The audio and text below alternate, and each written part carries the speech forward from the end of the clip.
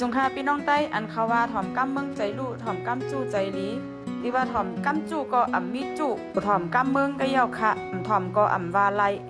มื้อเลี้ยวค่ะก็เลยเข้ามาในกัดหลงเจิ้งตุงค่ะมื้อเลี้ยวค่ะก็เลยเข้ามาในกัดหลงเจิ้งตุงอันเขาว่าวันที่16ก็ตีเป็นบ้านเมืองตีสุดสักอันว่าก็เลยก็แนดมาซื้อของกินของว่าไว้เต็มน้ำมีน้ำมันโหมีโหกี้ของกินของแห้งค่ะราคามันได้คืนกาเป๋ใจเย้าค่ะเนาะกาคือก็จังว่าค่ะเนาะเพราะว่าเฮาในอดไรบ่ใครกินมากกว่าหาซื้อซ้ำตีมีก็กะไลซื้อไว้ค่ะ